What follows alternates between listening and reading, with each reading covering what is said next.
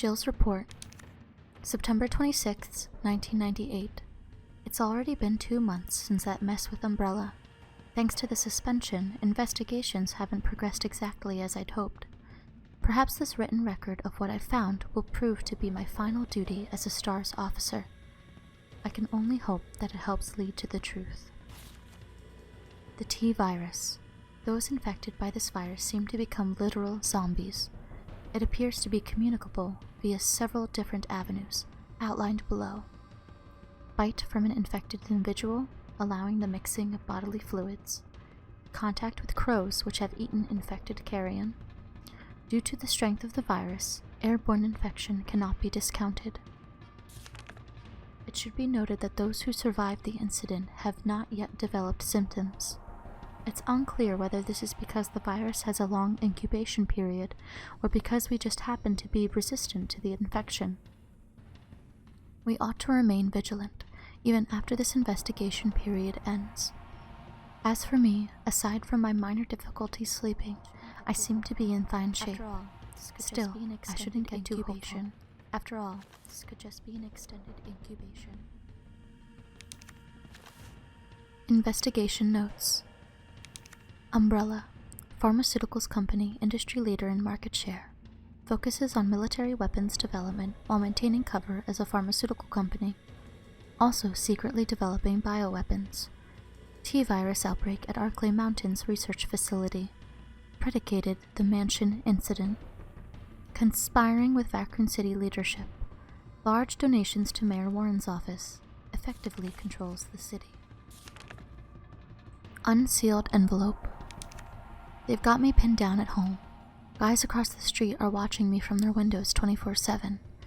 Are they Irons Men? Umbrellas? I don't know. And there's no real difference anyway. I know what they're trying to do. They want to wear me down, torment me into compliance. And it's working. I'm barely eating, barely sleeping. I'm going crazy. I feel like the living dead. But I won't let them win. I have to get out of the city and find a way to make them accountable. They'll send someone to silence me, of course. If you hear that I've been killed, or whatever it is they do to people like me, you must pick up the investigation where I left off. I've enclosed my files. They'll tell you everything you need to know, as long as this package isn't intercepted. I'll be moving out at night. Give it 5 days. For a thief. Wish me luck.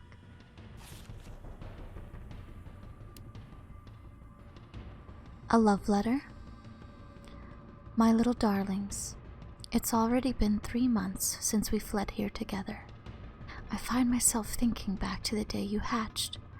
Your little voices made me tremble with pride. Your adorable little bodies brimming with incredible destructive power. And, of course, that ferocious, insatiable appetite.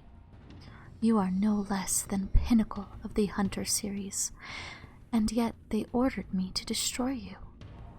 They said that you were unfit for use as weapons because of a few minor vulnerabilities.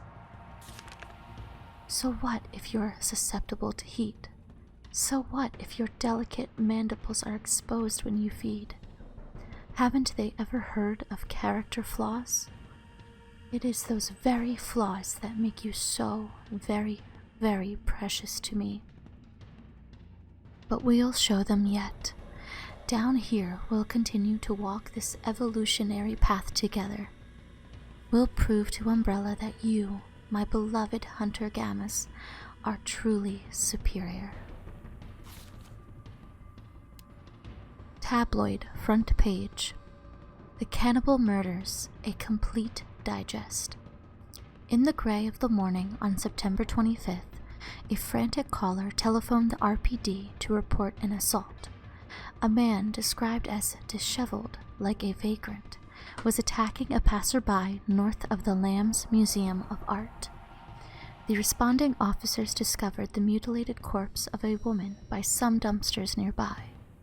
Dozens of bite marks covered her body, and she had been dismembered, suggesting she had been eaten.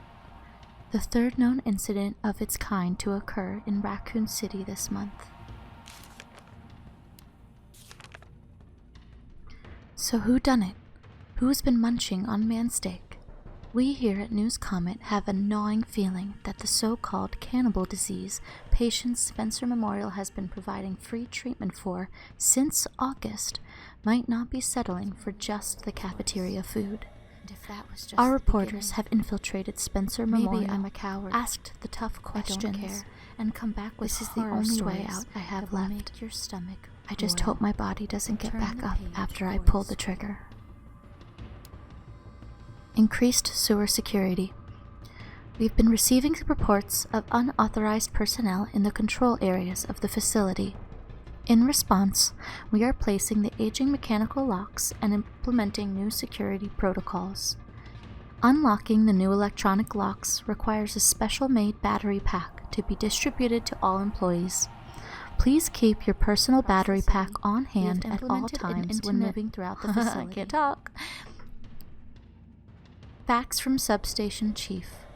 To all employees, in response to the violent outbreaks across the city, we have implemented an intentional power outage. Once the situation has been brought under control, please activate the 4 breakers ASAP. Once that's done, turn on the main power switch in the control room to reactivate the power grid. Subway employees memo. Violence getting worse and worse these past few days. Got a shotgun for when it hits a breaking point. Locking it up in the gun rack.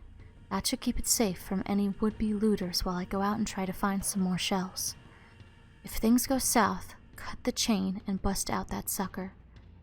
I pray we all make it out alive. Clock Tower brochure. St. Michael's Clock Tower. St. Michael's Clock Tower is a Baroque-style building which stands at the heart of Raccoon City. It has become a beloved icon, and residents consider it to be the emblematic of the city as a whole. St. Michael's Church erected this tower in 1906 with the assistance of several philanthropists. It was dedicated to the children born in the developing city, and the first floor was used as an elementary school for many years. The city saw further growth during its electrification over the course of the early 20th century, and the student body of St. Michael's Elementary swelled to over 600 students. Unfortunately, St. Michael's Elementary was shuttered in 1978 as the building began to show signs of age and wear. The clock was deactivated, and strict limitations were placed on entry of the surrounding premises. Years passed with this once beloved monument and public plaza on lockdown, but in the 1990s, the Umbrella Corporation worked in league with Mayor Michael Warren to renovate and reopen the area, this time with proper preservation efforts in place. The clock tower was officially reopened in 1993, and today the sound of its heavy, tolling bells can once again be heard throughout Raccoon City.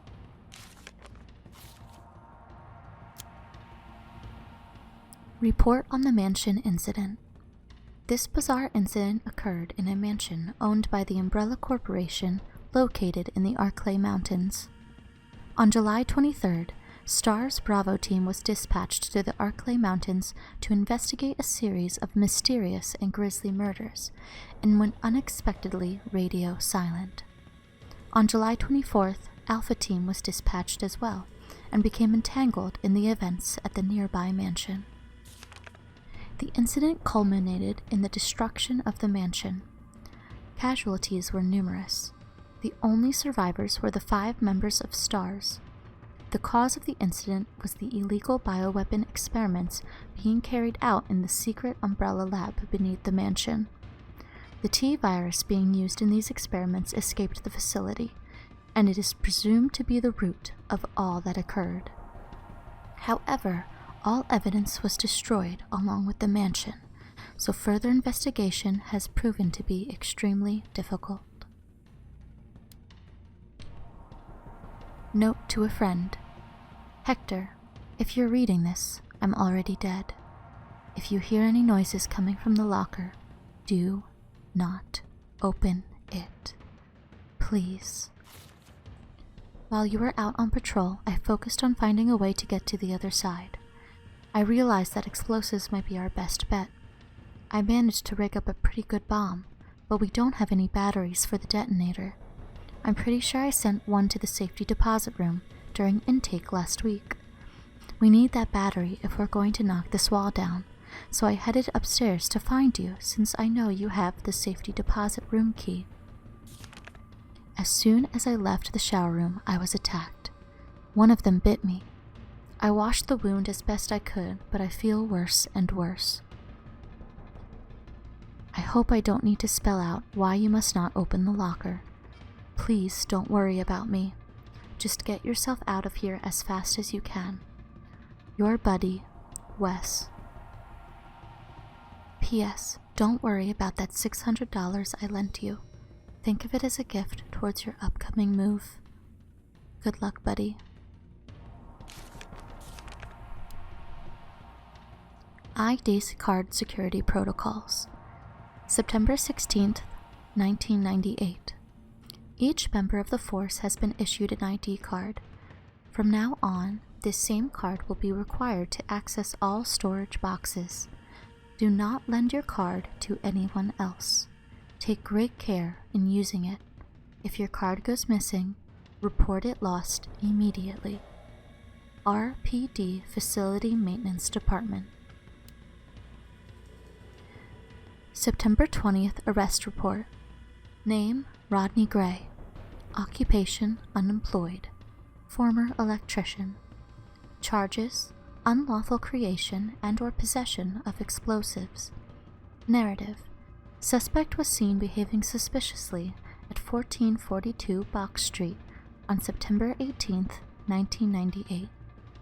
Suspect's person was searched, producing a small explosive and a timed detonator from his inside pocket, leading to arrest on the charges listed above. A search of the suspect's home was found more than 20 additional homemade explosives at various stages of completion. Suspect was extremely agitated and not of sound mind. Suspect spoke feverishly when questioning began, and at one point, questioning had to be halted due to a sudden bout of shrieking from suspect. Once questioning was resumed, suspect made the following statements. I didn't do it for me. I did it for you. Why doesn't anyone understand? The corpses attack from the shadows. A storm's coming, but this umbrella is no good. Gotta blow it up, or you'll be more than just wet. Gotta get more bombs. They're coming. Soon. Gotta hurry. Burn 'em. Burn the corpses. Burn 'em good. During questioning, the suspect began to shake violently before resuming a shrieking fit. Questioning was ended and a sedative administered. Note: due to suspect's unstable psychiatric condition, suspect's testimony changed from moment to moment. Suspect's delirium made any sort of dialogue impossible. We are currently awaiting the results of a doctor's investigation into suspect's condition. The explosives collected from suspect's person and residence appear to be extremely powerful. As a safety precaution, a battery was removed from one detonation device upon its admission into evidence. The battery was secured in the safety deposit room. Interrogating Officer Wes Drucker.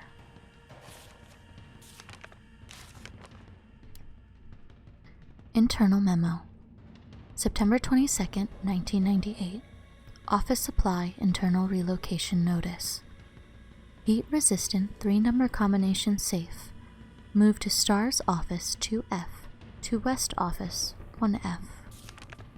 The combo is left 9, right 15, left 7. Please change the combo ASAP upon receipt. RPD Facility Maintenance Department.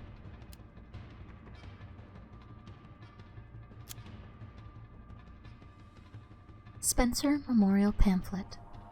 Welcome to Spencer Memorial Hospital, the heart of Raccoon City's healthcare, the forefront of science.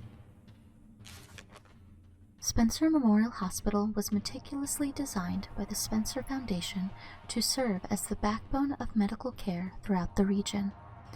In addition to our state-of-the-art outpatient wing and spacious inpatient wing, We boast one of the country's largest research wings, where we conduct clinical trials for new drugs that will change the face of medicine across the United States and the world.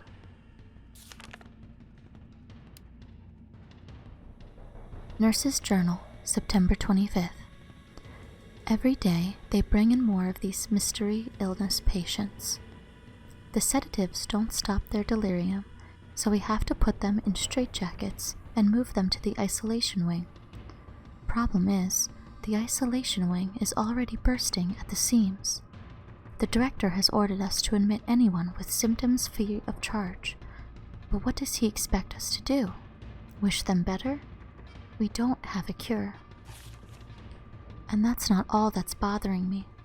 When these patients die, they're not collected by the usual mortuary teams. We've been told it's special handling to prevent the illness from spreading, but I'm not sure I buy it. Miranda saw some guys wheeling a body through the forbidden door during the night. Why? Where? What is going on? Nurse's Journal, September 27th. Admitted over 20 mysterious illness patients. Patients in the isolation wing exhibiting severe limb necrosis, fever, muttering delirium, and signs of hyperphagia. Possible infection? Tried every antiseptic. Still no blood work back from the research wing. Ask again. Dr. Young was bitten while treating one of his patients. We've disinfected the wound, but his fever won't go down. Nothing works. Meanwhile, the outpatient wing is complete anarchy. The patients are delirious and growing more violent by the minute. We've called in our off-duty staff. It's all hands on deck now. We have got to contain this chaos. Nurse's Journal, September 29th. We tried. I swear to God we did. But there's nothing else to be done. The chaos is completely beyond control. Victims are pouring in now, dying and spreading the infection faster than we can reach them. So we've given up trying. Those of us who aren't infected have barricaded ourselves in here. We can hear the cries for help outside, the screaming, but none of us will go out there because it would be the end of us. I can't believe we've abandoned our patients. It's the worst sin imaginable for a nurse. I can't stop shaking, but I want to live. I want to live. 9 p.m. We heard a helicopter flying overhead and immediately started crying and hugging each other, thinking a rescue team was on its way. But then the sound grew distant, and all we're left now is the moaning of the dead and the silent screams in our hearts. We're all about to lose our minds. Dr. Young, Ariana, Miranda, Dakota, I'm so sorry I failed you. Something's coming. Help.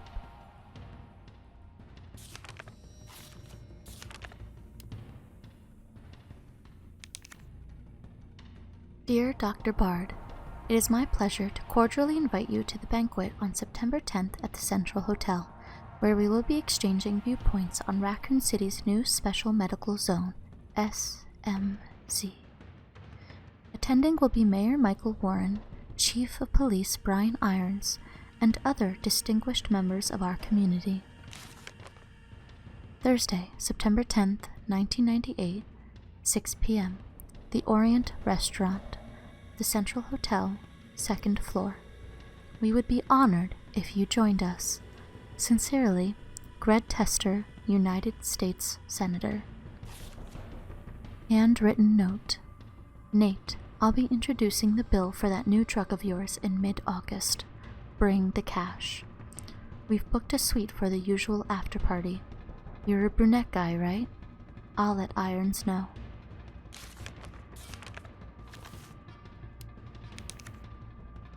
ID card rules. ID cards are not to be taken off hospital grounds under any circumstances. As per our security measures, all employees must store their ID card in their own personal lockers before returning home for the day. Thank you. Administration, September 20th.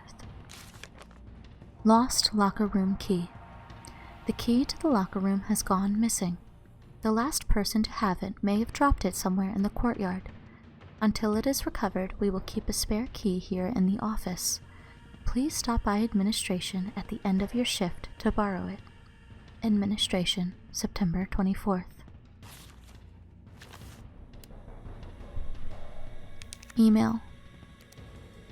Email from Nathaniel Bard. To Greg Tester. Subject, reply immediately. Greg, I know you're watching the news. This virus is going to devour the whole country. The dead will wash over Capitol Hill like a tidal wave. You're not safe. However, you've always been a good friend to me, so I'd like to offer you a way out. I have in my possession 1 dose of a vaccine for the virus, the Holy Grail. And it's not for my family, not for my ladies on the side. No, Greg, I'm saving it for you. I know better than anyone that you're the future of the United States. But if you want the goods, Greg, you have to go to get me the hell out of here now, without Umbrella finding out. Lean on the Pentagon for me. I know you've got the clout. See if someone can get a rescue team in here without UBCS involvement.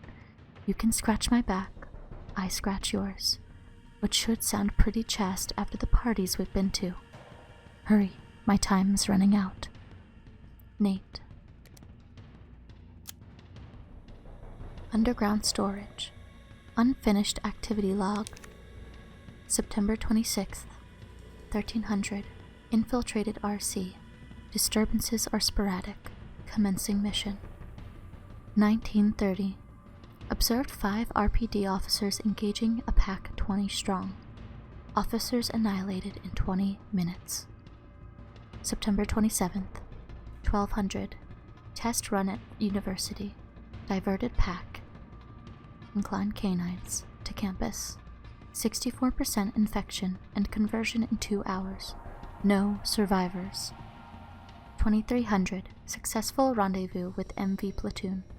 Will make first attempt at dawn.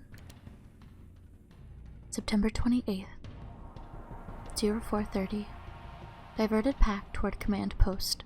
Result, night skirmish in confined area with large number of combatants. Video attached. 800. End of skirmish. 7 survivors. 1800. Unknown bioweapon deployed at point D18. Tracking it per orders. It appears to be on the hunt. 2000. Got eyes on 2 stars, a male, infected, and female. Bioweapon is pursuing the female. September 29th, 0000. Female JV has made contact with MV platoon. Bioweapon's appearance and behavior are consistent with Project N. Investigating. 0400. Observed bioweapon wielding conventional weapons. It seems to be strongly fixated on terminating JV and knows the city layout. Evidence it can be imprinted. 0700. Metamorphosis in the bioweapon triggered by a hostile encounter with JV. Video attached. JV has been infected and is non-responsive. Collected samples per orders. September 30th, 030. Over 17 hours have elapsed since JV's exposure to the virus. Conversion has been slow, suggesting she may be resistant. 0400. Vaccine recovered and administered to JV by CO, a soldier in MV platoon. JV expected to be fit for combat approximately 20 hours post-exposure. It seems clear the bioweapon is Project N. Contact with JV caused it to change and evolve. Will induce further encounters to obtain more precise data.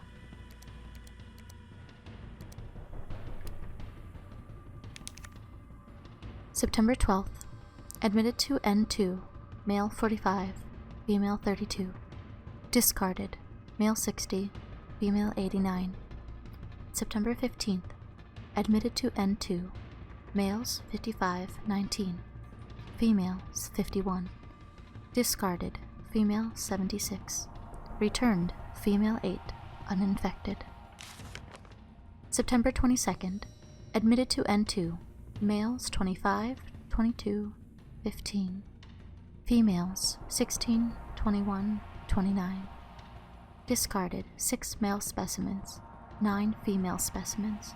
Disposals trending upwards daily.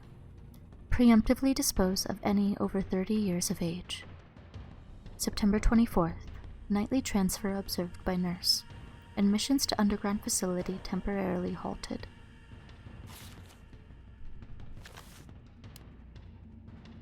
Elevator notice. To all employees, we've identified an issue with the electrical box where concurrent use of heavy machinery overloads it and causes the fuses to blow. If you encounter this problem and can't get the elevator running, please stay calm, gather fuses from the sub-generators situated around the warehouse, and use those to restore power from the main generator as quickly as possible.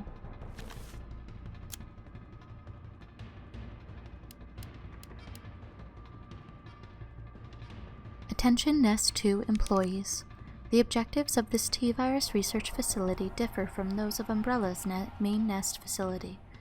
Here we focus on real-world use cases which could arise as new bioweapons are created and introduced, such as the need for T-virus vaccines and new weaponry capable of suppressing bioweapons.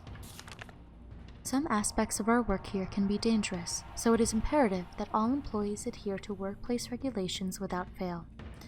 In particular, unauthorized entry by unapproved visitors or the removal of work-related data or materials will be met with severe disciplinary measures. It is a great honor to be a part of the finest research organization in the world. Keep this in mind and stick to the rules as we forge new and revolutionary technologies.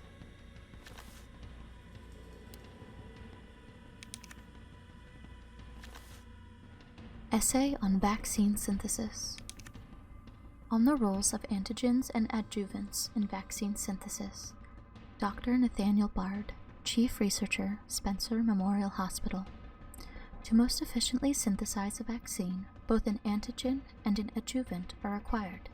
The antigen produces an immune response, while the adjuvant increases the effects of such responses, leading to increased antibody production. By combining samples of these two ingredients, one can create a potent vaccine base. By processing this vaccine base with our proprietary equipment, a larger batch of vaccine can be created with astonishing ease.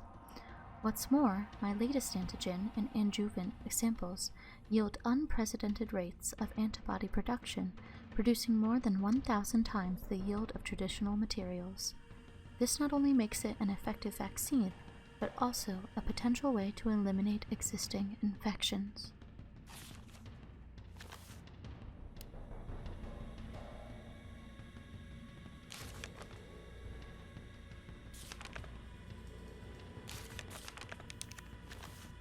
Isaac Graves' diary. The pay was generous, the benefits were good. Most importantly, they promised me I'd be contributing to state-of-the-art medical tech research. For a university teacher stuck working in nowhere America, it was a golden opportunity, like winning the lottery. So I went for it.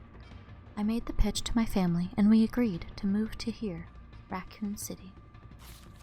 Well, hindsight is 20/20, because this lab is a den of monsters who conduct cruel and barbaric experiments for the sole purpose of taking human life in the most sickening way possible. It's messed up. The world needs to know. But every time I work up enough courage to blow the whistle, I think of Penny and Casey and immediately chicken out. Umbrella owns this town. There was this guy they caught trying to smuggle out company secrets. They essentially fed him to one of the betas. Fed him. I saw the whole thing. I got my wife and daughter into this. I just need to do my job, do as I'm told, for their sake. But let this be testament that I do have a conscience and that I've learned my lesson.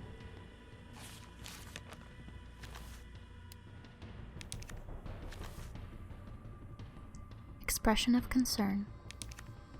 Senior Fellow Dr. Frankel, Please allow me to send my heartfelt congratulations to you and your colleagues at Umbrella Europe for completing Nemesis, a truly remarkable achievement in the field of bioweapons research. Introducing a parasitic organism into a tyrant's brain to gain external control of it? How can I not marvel at such a wild idea? However, from a medical perspective, I must empathetically state my disapproval of this shift away from established umbrella policy.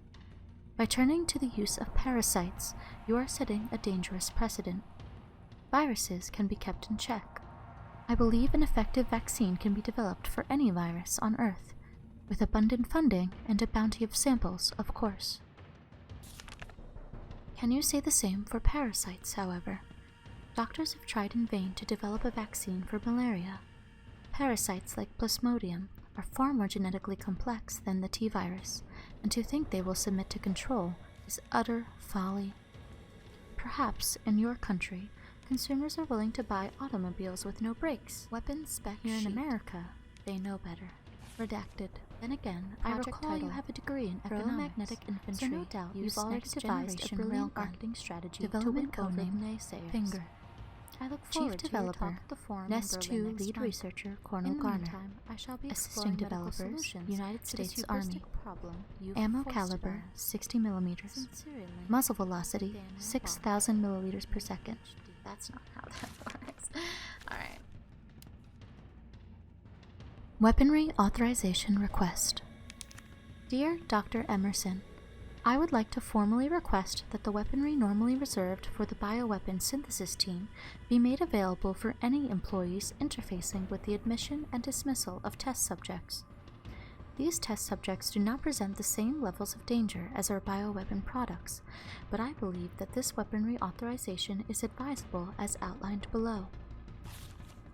Recently, some test subjects have developed a new mutation granting them very high regrowth abilities. Our team refers to these specimens as paleheads.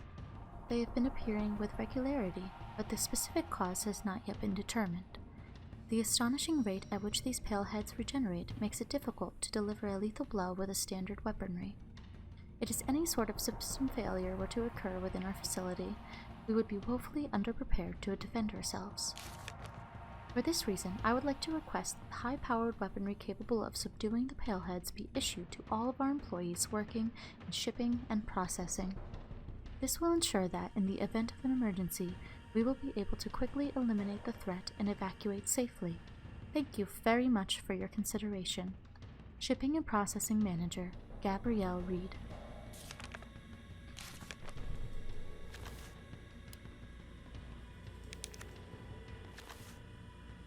Shipping Notice.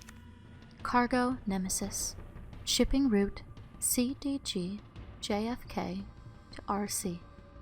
Shipment Date September 1st, 1998. Shipment Type Class 1 Hazardous Materials. Additional notes. All transit within the United States is to be made via helicopter. Take extreme care during takeoff and landing, as shock to the parcel may potentially lead to self-activation. We here at the European branch are excited to hear your thoughts and evaluation of this newest prototype, and are pleased to offer this specimen to you for testing. It has been through numerous trials and possesses incredible destructive power, so please exercise extreme caution when using it. Lead Developer, Dr. Herman Frankel.